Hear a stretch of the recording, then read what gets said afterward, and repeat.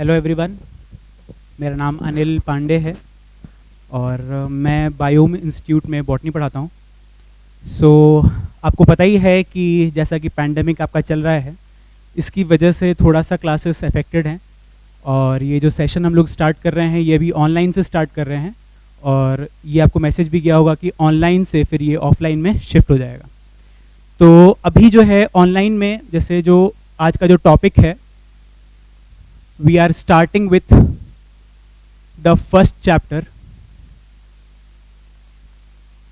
reproduction in angiosperms।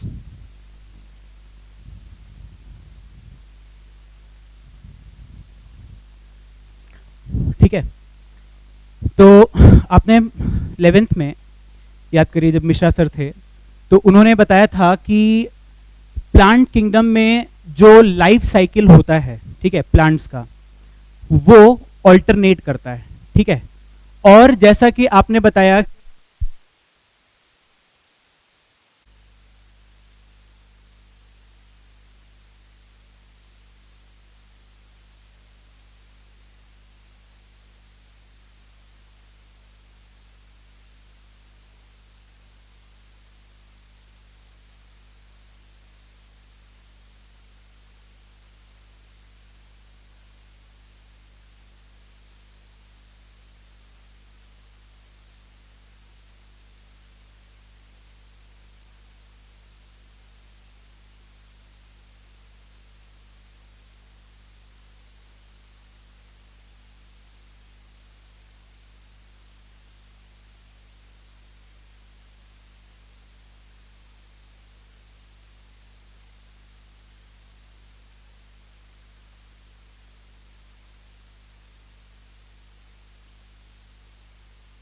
Hello students, मेरा नाम है अनिल। आप में से कुछ स्टूडेंट्स मुझे ऑलरेडी जानते हैं, हीनू वाले जो स्टूडेंट्स हैं 11th वाले, और जो नगराटोली सेंटर के जो बच्चे हैं लास्ट ईयर इन्होंने मिश्रा सर से पढ़ा था। अभी जो है we are going to study our first chapter for 12th, right. आप जानते हो कि पैंडेमिक की वजह से थोड़ी सी ऑनलाइन क्लासेस स्टार्ट हुई हैं अभी, और ताकि आपका जो सिलेबस है ऑन टाइम ख़त्म हो अक्टूबर एंड तक। और ये जो आपका जो ऑनलाइन प्लेटफॉर्म है, इसमें क्या है कि आप जो डाउट्स हैं, ठीक है, डाउट्स जो हैं वो आप कहाँ पूछ सकते हो, जो व्हाट्सएप आपके जो ग्रुप्स हैं, तो आपको इंडिविजुअल टीचर के साथ एक ग्रुप बना दिया जाएगा और उससे रिलेटेड जो भी डाउट्स होंगे वो आप वहाँ पर व्हाट्सएप पे क्लियर कर सकते हो। ठीक है, तो अभी फिलहाल के लिए जो है आपके सामने मैं कुछ चीज़ों को लिखूंगा, उनको एक्सप्लेन करूंगा, उनके PDF आपको मिल जाएंगे। ठीक है, PDF जो है पावर पॉइंट से बनाए हुए हैं, तो आपको एकदम अच्छे से बढ़िया डायग्राम्स NCERT वाला और जो इंडिविजुअल जो एक टीचर देता है आपको, वो सारी PDF की फाइल्स आपको मिल जाएंगी। तो यहाँ पर लिखने वाला कोई सिस्टम नहीं है, तो हमारा काफ़ी समय जो है वो बच जाएगा, राइट। स्टार्ट करते हैं। हमारा जो पहला चैप्टर है क्या है, reproduction in angiosperms.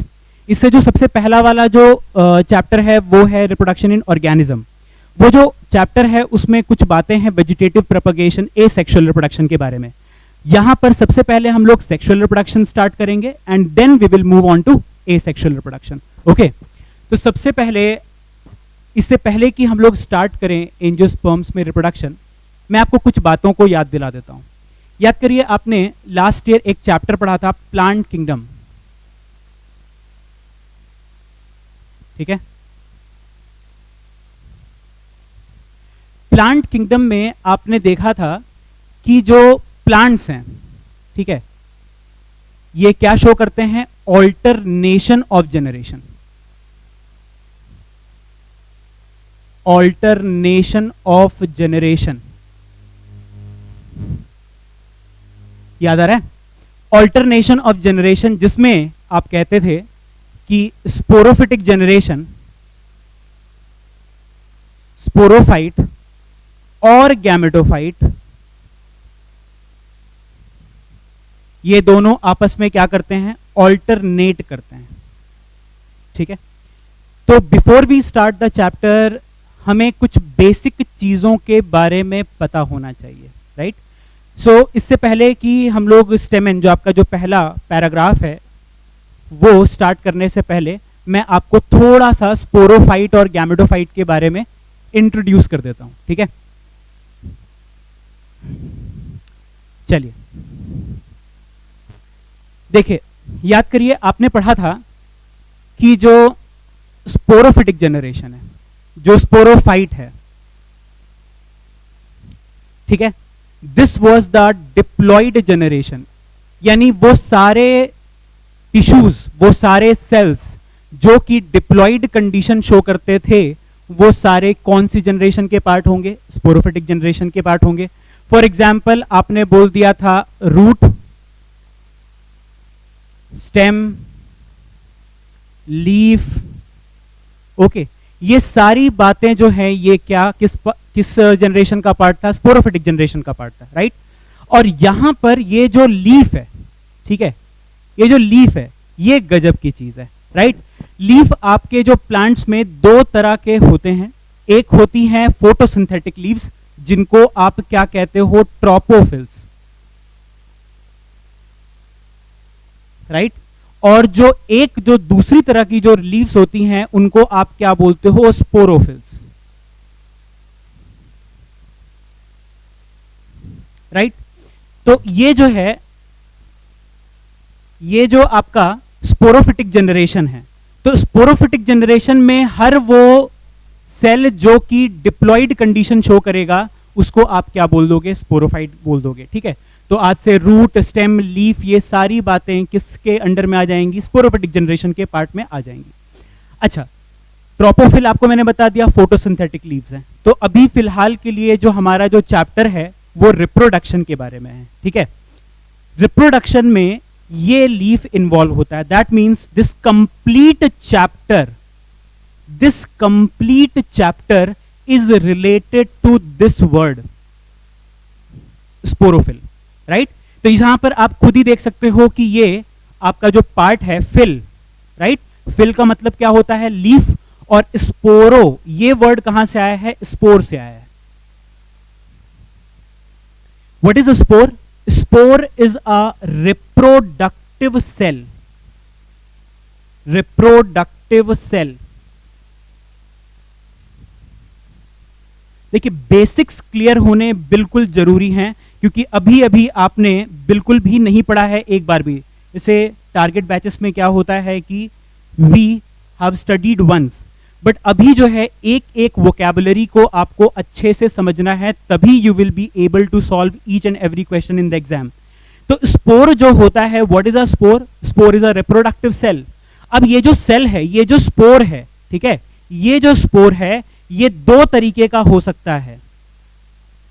Either it may have been formed by asexual reproduction, तो इसको आप क्या बोल दोगे? एसेक्सुअल स्पोर बोल दोगे, okay. Which can be also known as mitospore, and the other type of cell will be sexual spore, sexual spore, right? Sexual spore. तो sexual spore it is also known as meiospore.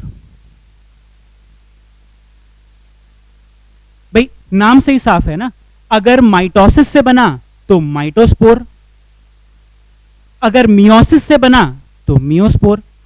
So the spore cell which is formed after meiosis is known as meiospore, and the spore cell which is formed after mitosis will be known as mitospores. तो इसके आपने कई सारे examples 11th में पढ़े थे, याद करिए। फंजाई बनाता था, कोनिडिया, स्पोरेंजियोस्पोर, जूस्पोर्स, ये सारे किसके एग्जाम्पल्स थे? माइटोस्पोर के।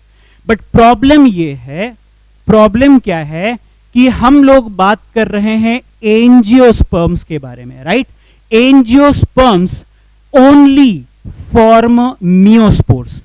Angiosperms do not form, angiosperms do not form mitospores. They form only meiospores. ध्यान रखना, हम लोग धीरे धीरे चैप्टर की तरफ अप्रोच कर रहे हैं, राइट। हम जो हैं धीरे धीरे चैप्टर के कुछ बेसिक फंडामेंटल्स की तरफ अप्रोच कर रहे हैं। तो सबसे पहला वर्ड आपका, जो सबसे पहला हैशटैग कहां पड़ेगा? Sporophyll. What is a sporophyll? Sporophyll is a leaf which produces meiospores. What is a sporophyll? Sporophyll is the leaf, reproductive leaf, which produces what? Meiospores. अब देखो यही है हमारी कहानी. This is our story. This is our story. Leaf which produce meiospores. And in this chapter we'll be dealing with this. पहले हम लोग सीखेंगे कि स्पोरोफिल कौन कौन से हैं हमारे प्लांट में, और फिर हम लोग सीखेंगे कि वो स्पोरोफिल्स किस तरह के मियोस्पोर्स बनाते हैं. ठीक है, सो आर वी क्लियर? तो यहां पर आपका क्वेश्चन क्या बन सकता है? पहली चीज है कि स्पोरोफाइट में कौन कौन सी चीजें आती हैं? रूट, स्टेम, लीफ, और फिर लीफ में सबसे पहला क्या है? स्पोरोफिल्स है. और ये स्पोरोफिल्स क्या करते हैं? They produce meiospores. Are we clear about this? Let us start with a new topic. तो अब यहां पर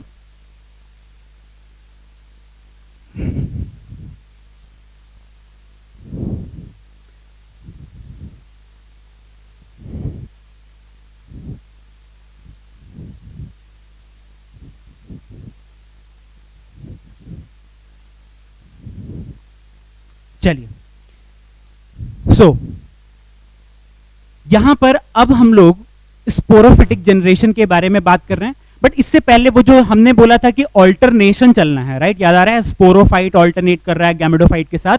तो यहां पर जो गैमेटोफाइट है, कई बार सुना है ना, 11th में कितनी बार रट्टा मारा है आपने? Gametophyte, gametophyte, gametophyte. What is a gametophyte?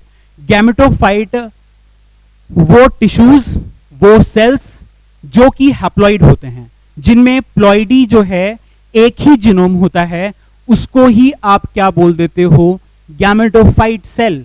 और उस सेल से बने हुए पूरे जनरेशन को आप क्या बोल दोगे? Gametophytic generation. तो आखिर गैमेटोफाइट में कौन कौन सी चीजें आएंगी? दो तरीके के गैमेटोफाइट बनेंगे. ठीक है, कैसे बनेंगे वो हम लोग चैप्टर में पढ़ेंगे. दो तरीके के गैमेटोफाइट बनेंगे. एक बनेगा male gametophyte.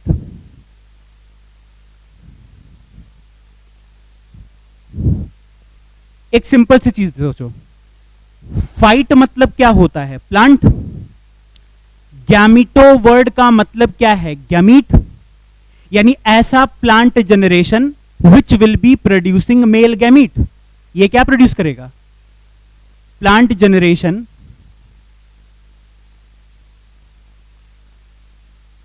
Which produce male gamete. ठीक, मेल गैमीट आसान है ना? मेल गैमीट बनाना है तो मेल गैमेटोफाइट. अगर आपके सामने लिखा हुआ है फीमेल गैमेटोफाइट, अगेन यहां पर भी क्या है? फाइट आप जानते ही हो, गैमीट आप जानते ही हो, बट कौन सा गैमीट बनेगा? Female gametophyte. तो यहां पर जो है ये ऐसा प्लांट जनरेशन है जो क्या बनाने वाला है? फीमेल गैमीट बनाने वाला है. एक खास बात क्या है कि इन दोनों का कंडीशन है रिड्यूस्ड कंडीशन. ध्यान रखना, हर बार दिमाग में ध्यान रखना है आपको कि एंजियोस्पर्म्स में जो मेल गैमेटोफाइट है ये भी हाईली रिड्यूस्ड है. याद आ रहा है? ब्रायोफाइटा में मेन प्लांट बॉडी कौन हुआ करता था? Gametophytic generation. बट वहां पर कैसा था? मल्टी सेलुलर था. यहां पर जो है हाईली रिड्यूस्ड, आप मान के चलिए कि ये जो है ये 3 सेल्स का बना होता है, 3 सेल्ड का बना होता है. ठीक है, और जो फीमेल गैमेटोफाइट है ये भी कैसा है? Highly reduced. राइट? और ये जो है ये कितने सेल्स का बना होता है? 7 सेल्स का बना होता है. तो समझ रहे हो? मल्टी सेलुलैरिटी, जो एक बढ़िया टिश्यू, मतलब 5 सेंटीमीटर में कितने सारे सेल्स होते रहे होंगे? बिलियंस ऑफ सेल्स, है ना? मान लो ब्रायोफाइटा का जो प्लांट होता है वो छोटा ही सही होता है, मान लीजिए. तो मान लो कि मार्केंशिया ही है, तो मार्केंशिया कितना? 5 सेंटीमीटर, 6 सेंटीमीटर. तो उतने छोटे से प्लांट में आपको बिलियंस ऑफ सेल्स मिल जाएंगे. बट यहां पर आपका जो गैमेटोफाइट है ये कैसा हो गया? हाईली रिड्यूस हो गया है. आपको 3 सेल्ड मिल रहे हैं. मेल गैमेटोफाइट कितने सेल्स का बना हुआ है? 3 सेल्स का. और फीमेल गैमेटोफाइट कितने सेल्स का बना हुआ है? 7 सेल्स का. और यहां पर जो मेल गैमेटोफाइट का जो नाम है, इसका जो नाम है वो क्या है? Pollen grain, pollen grain. और फीमेल गैमेटोफाइट का नाम क्या? इसका नाम है एम्ब्रियोसैक। चलो फटाफट से रट्टा मार लेंगे अपन। सबसे पहला क्या? Male gametophyte. मेल गैमेटोफाइट यानी मेल गैमीट बनाने वाला प्लांट जनरेशन, तो कौन है? Pollen grain.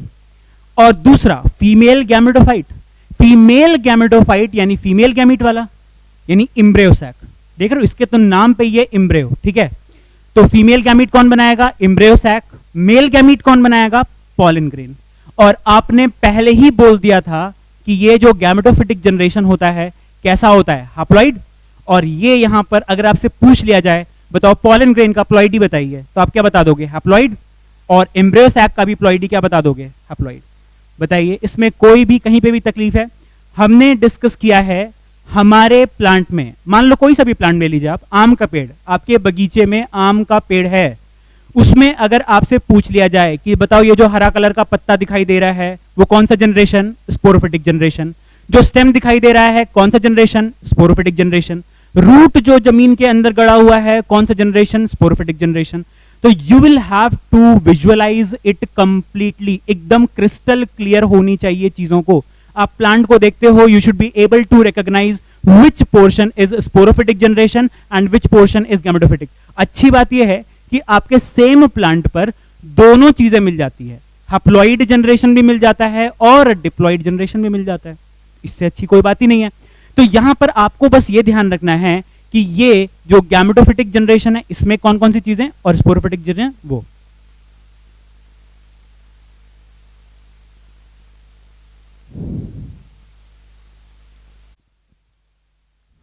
Hello distance, hello student, sorry, थोड़ा सा आज पहली क्लास है तो कुछ डिस्टरबेंसेस आपको देखने को मिलेंगे, बट जैसे जैसे थोड़ी चीज़ें ठीक हो जाएंगी तो कल से आपकी क्लासेस जो है बिल्कुल एकदम क्लियर होंगी, ठीक है।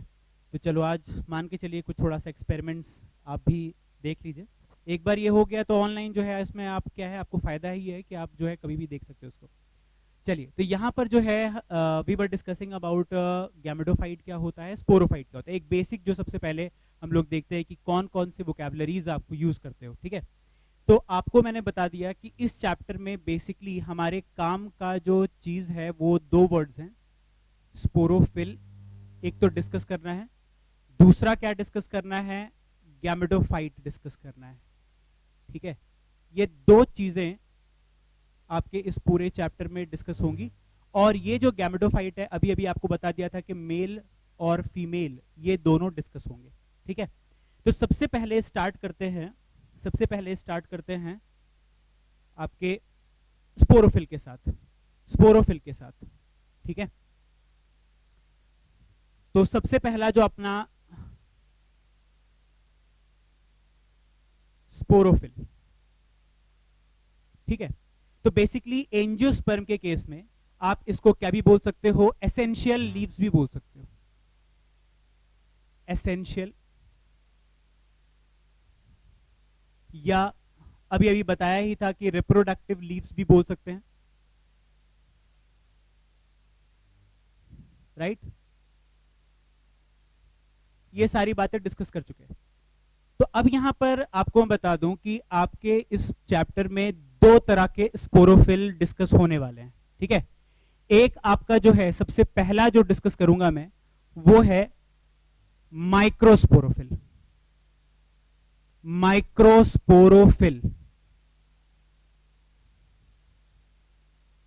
ठीक है। अब देखिए यहां पर आप अगेन वर्ड से ही आइडेंटिफाई कर रहे हो कि ये तो डिस्कस कर ही लिया था कि स्पोरोफिल क्या होता है, ये डिस्कस कर चुके हैं। अब डिस्कस कर रहे थे कि माइक्रो वर्ड जो है इसका क्या लॉजिक है। तो ये आपको समझ में आएगा कि ये जो लीफ है ये किस तरह का स्पोर बनाएगा। माइक्रोस्पोर का फॉर्मेशन होने वाला है। यहां पर बताया था ना, स्पोरोफाइट क्या करेगा? स्पोर प्रोड्यूसिंग जनरेशन है, ठीक है। तो ये आपका जो कंडीशन है,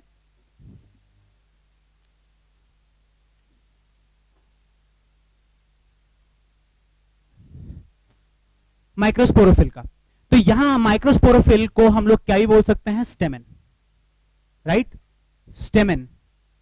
तो ये जो स्टेमन है, स्टेमन में आपने 11th में जो मॉर्फोलॉजी है वहां पर भी देखा था कि जो आपका जो स्टेमन होता है इसमें 2 पार्ट्स हैं, ठीक है, 2 पार्ट्स हैं टोटल। एक जो है ये पार्ट क्या है, एंथर है, anther, right. This is the fertile part, आपको पता ही है फर्टाइल पार्ट है ये आपका। और एक पार्ट जो है ये कैसा है, स्टेराइल है। और ये जो लीफ है, ये जो लीफ है ये कहां पर प्रेजेंट है, आपके स्टेम पर, ठीक है। और स्टेम जो है, यहां पर जो स्टेम है एक कंडेंस्ड स्टेम है, राइट। ये जो है, ये आप बोल रहे हो ये एक कंडेंस्ड स्टेम है। भाई लीफ कहां से निकलेगा, स्टेम से ही तो निकलेगा। तो ये जो है एक कंडेंस्ड स्टेम है, और ये जो कंडेंस्ड स्टेम है इसको हम लोग क्या बोलते हैं, थैलेमस। देखिए अपनी एक एक वोकैबुलरी जो है वो क्लियर कट होनी चाहिए।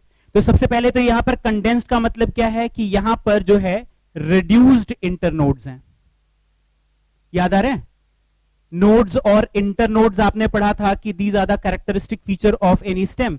तो वहां जो नोड्स हैं वो काफी पास पास है, राइट। तो ये जो नोड्स हैं तो आपके लगभग 4 नोड्स हैं, ये स्टेम है और इस पर आपके 4 नोड्स हैं।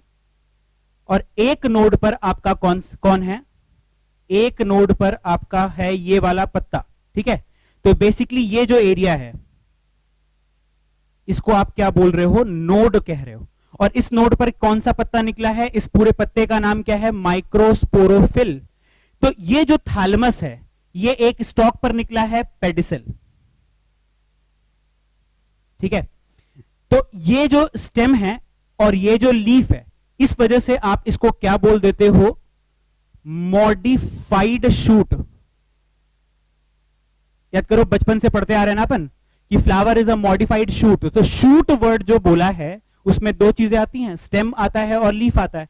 तो ये बात है आगे, fertile part, sterile part. Sterile part को आप क्या बोल देते हो, फिलामेंट। लास्ट ईयर आपने पढ़ा होगा कि फिलामेंट और एंथर का जो अटैचमेंट होता है अलग अलग टाइप से हो सकता है, ठीक है ना, डॉर्सल, एबैक्सियल। तो ये जो है ये अभी हम लोग उसको डिस्कस नहीं करेंगे। अभी मैं आपको एक और चीज बता देता हूं इंपॉर्टेंट। देखिए ये जो थैलेमस है, ठीक है, ये जो थैलेमस है इसके पास जो आपका पार्ट है इसको आप क्या बोलते हो, प्रॉक्सिमल रीजन।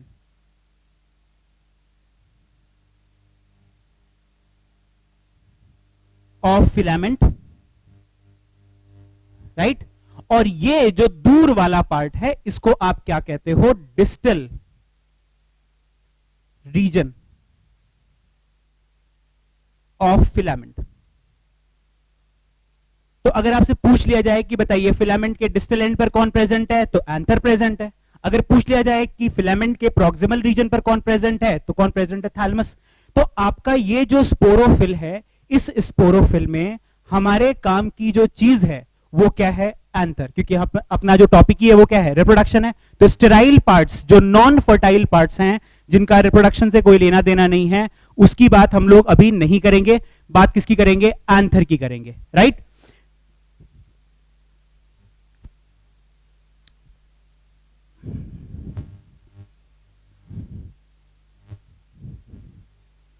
चलिए तो स्टार्ट करते हैं एंथर। देखिए जब आप ये बात करते हो तो सबसे पहले आपको एक रफ आइडिया हो गया कि एंथर क्या है, ठीक है। अब सबसे पहली चीज क्या है कि यहां पर जो अगर हम लोग बात करें कि मोस्ट एंजियोस्पर्म्स में ये जो एंथर है इसका जो डेवलपमेंट होता है वो डेवलपमेंट में आपको ध्यान रखना है कि एक आपको यंग एंथर का कंडीशन ध्यान रखना है जब वो बिल्कुल अभी जस्ट डेवलप हुआ है, ठीक है। और एक आपको मैच्योर कंडीशन का सिचुएशन ध्यान रखना है जब वहां पर थोड़ा डेवलपमेंट क्या हो चुका है, प्रोसीड हो चुका है और अब वो डेहेसाइज करने वाला है, टूटने फटने वाला है, राइट। तो यहां पर 2 सिचुएशन आपको ध्यान रखनी है। एक जो यंग कंडीशन है, यंग कंडीशन में आपका जो एंथर है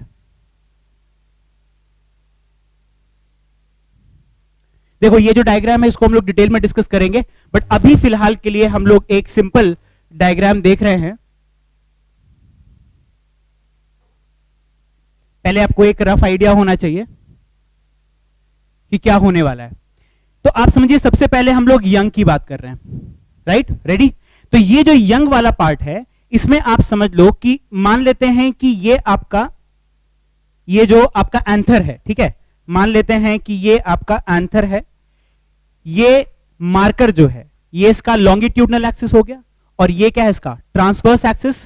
तो ये जो लॉन्गिट्यूडनल और ट्रांसवर्स एक्सिस है तो यहां पर दो आप बात करोगे कि ये बैग्स हैं, ये जो दोनों बैग्स हैं इनको आप क्या बोलोगे, लोब, लोब बोल सकते हैं। तो ये जो लोब्स हैं इनको हम लोग देख रहे हैं लॉन्गिट्यूडनली। तो इसमें ये वाला जो पार्ट है, ये एक मार्कर आप इमेजिन करो, ये जो लोब है इसको आप क्या कह रहे हो, लोब, और ये हो गया आपका दूसरा लोब। तो ध्यान रखना हमने डिस्कस पहले ही लिख रखा है मोस्ट एंजियोस्पर्म्स यानी कॉमन कंडीशन। तो कॉमन कंडीशन में आपको एक एंथर के अंदर कितने लोब्स मिलेंगे, दो लोब्स मिलेंगे लॉन्गिट्यूडनली, ठीक है, लेंथ वाइज। अच्छा, यहां पर अगर आप इसको देखोगे तो दोनों lobes they are separated by sterile tissue. ऐसा जो है एक स्टेराइल टिश्यू इन दोनों को अलग करता है, ठीक है, ऐसे। तो ये आपका स्टेराइल टिश्यू हो गया, ठीक, ये आपका स्टेराइल टिश्यू हो गया और इसी की हेल्प से ये सेपरेट करने का भी काम करता है और ये दोनों को जोड़ने का भी, दोनों लोब्स को अटैच भी रखता है। तो इसको आप क्या बोल सकते हो, कनेक्टिव बोल दोगे, कनेक्टिव। और ये जो कनेक्टिव वाला जो रीजन है यहां पर आपको क्या मिलता है, वस्कुलर टिश्यू मिलता है which will be responsible for conduction of water and food. आप जानते हो स्पोरोफिल फोटोसिंथेटिक तो होता नहीं है, कैसा होता है, रिप्रोडक्टिव होता है। तो यहां पर आपको फोटोसिंथेसिस करने वाला कोई सेल नहीं मिल रहा है। तो ये इसीलिए तो बोलते हैं क्या कि gametophyte is completely dependent on the sporophyte in case of angiosperms. तो यहां पर ये जो दोनों लोब्स हैं they are connected by connective, और यहां पर ये जो है आप देख रहे हो बैग होता है। Each lobe will have two bags, each lobe will have two bags, ठीक है। और ये जो बैग है इसको आप क्या भी बोल सकते हो, थीका भी बोल सकते हो या फिर स्पोरेंजिया भी बोल सकते हो। देखो थीका का जस्ट मतलब होता है बैग, बट जब आप वर्ड यूज करते हो स्पोरेंजिया तो स्पोर प्रोड्यूसिंग टिश्यू, याद आ रहा है, स्पोरोफिल बोला था, एक ऐसा पत्ता जिस पर स्पोर प्रोड्यूस होने वाला है। तो आप अभी एक जनरलाइजेशन मान के चलो कि एक लीफ, उस लीफ में एक स्पेशलाइज्ड टिश्यू जो कि क्या प्रोड्यूस करता है, स्पोर प्रोड्यूस करता है, राइट। तो यहां पर स्पोर प्रोड्यूसिंग जो टिश्यू है इसको आप क्या बोल देते हो, स्पोरेंजिया बोलते हो। अब एक लोब में कितने स्पोरेंजिया हो गए, दो। एग्जैक्टली वैसे ही दूसरे लोब में भी कितने स्पोरेंजिया हैं, दो। तो आपका जो ये जो यंग एंथर का जो कंडीशन है यहां आप क्या बोलते हो कि your anther is by lobed, first point. और दोनों लोब में ईच लोब इज डाइथीकस। या फिर आप अगर स्पोरेंजिया वर्ड के टर्म्स में बोलना चाहते हो तो आप बोल सकते हो कि एंथर इज टेट्रास्पोरेंजिएट। हाँ, टेट्रा कॉमन वर्ड। तो आपने बोला कि 4 स्पोरेंजिया है या 4 थीका हैं, टोटल थीका कितने हैं, 4। टेट्राथीकस कंडीशन या टेट्रास्पोरेंजिएट कंडीशन। बट अगर आपसे एक लोब के बारे में पूछ लिया जाए तो कैसा कंडीशन है, 2 स्पोरेंजिया हैं या 2 थीका है, राइट। अब यहां पर बात कर रहे हैं मैच्योर का कंडीशन। एक चीज ध्यान रखिएगा, जैसे दोनों लोब्स को सेपरेट करता है कौन, एक स्टेराइल टिश्यू, क्या नाम बोलो, कनेक्टिव, कनेक्टिव है ना। Connective is connecting the lobes. तो एक तो ये कनेक्टिव है, बट ये जो एक लोब में दोनों स्पोरेंजिया हैं या दोनों थीका हैं, इनके बीच में भी क्या मिलता है आपको, ऐसा स्टेराइल टिश्यू मिलता है। तो आप समझ रहे हो क्या कंडीशन है, यहां पर स्टेराइल टिश्यू है, तो दोनों लोब के बीच में भी आपको क्या मिलेगा, स्टेराइल टिश्यू, और एक लोब के दोनों स्पोरेंजिया के बीच में भी क्या मिल रहा है, स्टेराइल टिश्यू। कब, ड्यूरिंग यंग स्टेज। बट जब यहां पर मैच्योरेशन होता है, जब यहां पर मैच्योरेशन होता है, तो यहां पर दो स्पोरेंजिया के बीच में जो स्टेराइल टिश्यू था वो क्या कर जाता है, डीजेनरेट कर जाता है, जिसकी वजह से यहां पर कुछ ऐसा सिचुएशन आपको देखने को मिलेगा। देखो ये तो कौन हो गया, कनेक्टिव, कनेक्टिव, राइट। और इसके अलावा फिर यहां पर एक लोब में जो दोनों स्पोरेंजिया थे, जब इनके बीच में कोई बाउंड्री ही नहीं बची, तो दोनों स्पोरेंजिया जो है ये ऐसे फ्यूज हो जाते हैं, दोनों ऐसे फ्यूज हो जाते हैं। तो अब आपका जो कंडीशन है, आपका जो एंथर है, यहां पर जो मैच्योर एंथर आप कहोगे, वो कैसा सिचुएशन आप बोलोगे कि ये कैसा है, एक तो बाइलोब्ड, ठीक है ना, और आप क्या बोल सकते हो, बाइस्पोरेंजिएट, बाइस्पोरेंजिएट। तो थोड़ा सा आपको जनरली देखिए बहुत ज्यादा एकदम क्रिटिकल थिंकिंग वाले आपके क्वेश्चंस अभी नहीं आते हैं, ठीक है ना, इसमें बहुत ज्यादा कुछ क्रिटिकल नहीं है, ये बस आपका during the development, young stage में यंग एंथर में क्या सिचुएशन है और मैच्योर एंथर में क्या सिचुएशन है, बस इन दोनों चीजों का डिफरेंस होता है। तो देखिए हमारे पास कीवर्ड्स क्या हैं, young anther is bilobed where each lobe is dithecous and anther is tetrasporangiate और tetrathecous, and the mature anther it is bilobed condition and bisporangiate condition, और इसमें जो दोनों लोब्स हैं उसमें कितने कितने स्पोरेंजिया रहेंगे, each lobe will have one sporangia due to the degeneration of the sterile tissue between the two theca, right? तो अब आगे चलते हैं, हमारे एंथर के बाद यहां पर थोड़ा सा इसको और ठीक से समझ लेते हैं, ठीक है। ध्यान रखिएगा, जैसे ही आप वोकैबुलरी पर कमांड करते हो वैसे ही क्वेश्चंस पर भी कमांड आ जाता है। तो थोड़ा सा यहां पर ध्यान रखना कि जितने भी वर्ड्स बोले जाएं उनको ध्यान से सुनिएगा, और पीडीएफ तो आपको मिल ही जाएगा। तो यहां पर आपने बोला कि ये सारी बातें मोस्ट एंजियोस्पर्म के बारे में चल रही हैं, ठीक है, एक्सेप्शंस के बारे में बाद में बात करेंगे। अभी फिलहाल के लिए वी आर डिस्कसिंग एंथर में पार्ट्स क्या क्या होते हैं। हाँ, स्टेमेन में कितने पार्ट्स, दो पार्ट्स, बताओ कौन कौन से, एंथर और फिलामेंट। अब बात कर रहे हैं एंथर में कौन कौन से पार्ट्स, तो एंथर में टोटल दो पार्ट्स हैं, एक उसका वॉल है ना, जैसे मान लीजिए कि आप एक रूम में बैठे हो, तो आप हो, एक तो आप हो काम करने वाले, बट आपको प्रोटेक्ट करने के लिए एक वॉल बनाया गया है, ठीक है ना। तो वहां पर दो बातें होंगी, एक तो आपका होगा फर्टाइल टिश्यू, भाई we are concerned with reproduction, तो यहां पर रिप्रोडक्शन तो क्या है, रिप्रोडक्टिव सेल्स कैसे होंगे, फर्टाइल। तो एक तो यहां पर फर्टाइल टिश्यू मिलेगा आपको, इस फर्टाइल टिश्यू को क्या बोलेंगे, स्पोरोजिनस, स्पोरोजिनस टिश्यू।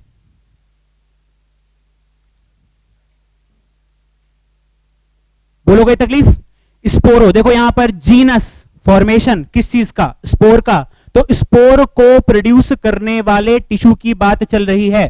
तो एक तो फर्टाइल टिश्यू हो गया, और दूसरा भाई इनको प्रोटेक्ट भी तो करना पड़ेगा, ऐसा नहीं है कि आप अगर फर्टाइल टिश्यू को डैमेज कर दोगे तो फिर वहां पर फर्टिलाइजेशन कैसे होगा, ठीक है। तो यहां पर आपका जो फर्टाइल टिश्यू है, इसके अलावा आपको उसको प्रोटेक्टिव वॉल देना पड़ेगा, और उसको आप क्या बोलोगे, एंथर वॉल, ठीक है। तो ये जो है ये आपका कंडीशन हो गया, और यहां पर ये दोनों को मिलाकर आप क्या बोल देते हो, माइक्रोस्पोरेंजिया।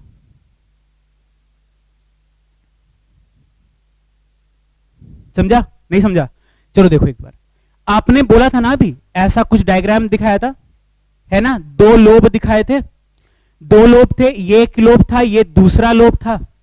तो यहां पर याद करो, अभी मैंने बोला था स्पोरेंजिया, ऐसे रेड कलर से दिखाया था, एक स्पोरेंजिया, दूसरा sporangia, third sporangia, fourth sporangia.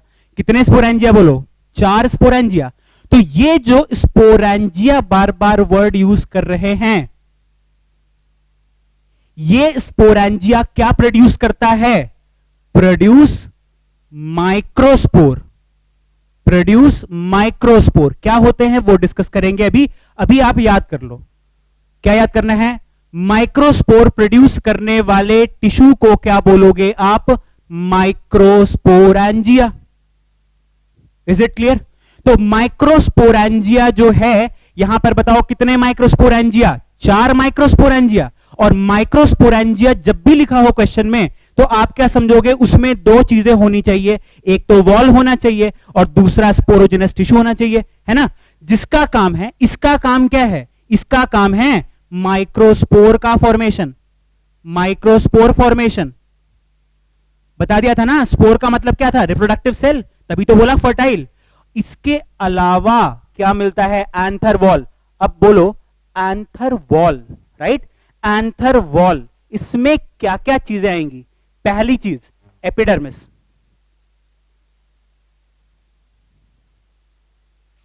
ये तो कॉमन, ये तो हर जगह है। तो एपिडर्मिस जो है, ये तो चाहिए अपने को, प्रोटेक्टिव कवरिंग चाहिए ही चाहिए। इसके एडिशनल हम लोग क्या क्या रखते हैं? इसके एडिशनल आप रखते हो एंडोथेलियल सेल, एंडोथेलियल लेयर।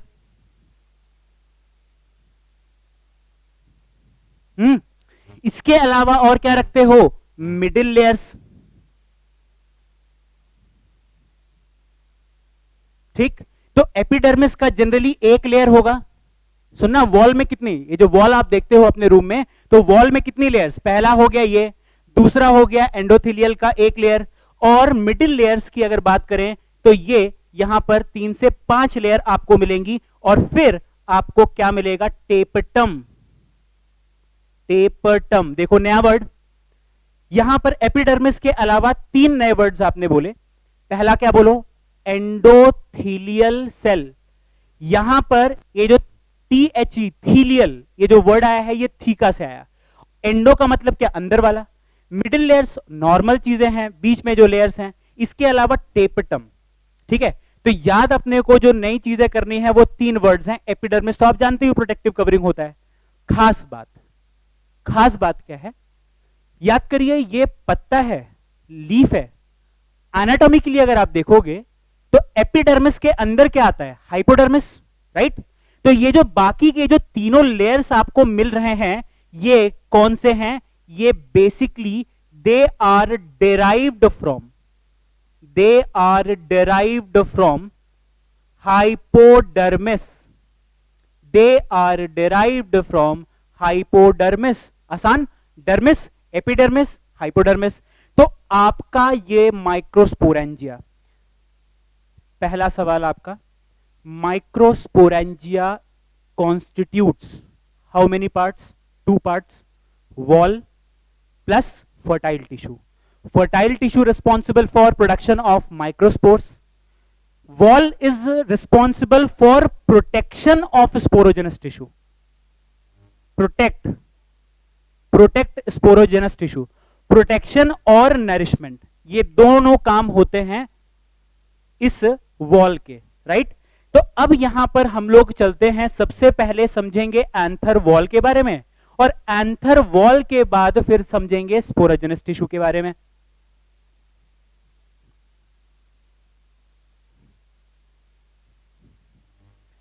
हाँ जी, ठीक।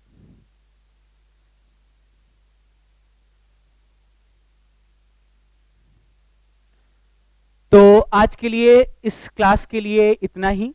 फिर जो है आज का क्लास थोड़ा सा शॉर्ट रखा गया है, बस आज जो है एक्सपेरिमेंट बेसिस पर कि कैसे आपको चीज़ें समझ में आती हैं या नहीं आती हैं। फिर जो है कल से इसको और इम्प्रोवाइज करके अच्छे से क्लासेस होंगी, ठीक है? 2-2 घंटे की जो यूजुअल क्लासेस होती हैं, और फिर उसको कवर करअप करेंगे, ठीक है? चलिए आज के लिए thank you, all the best, take care, stay home.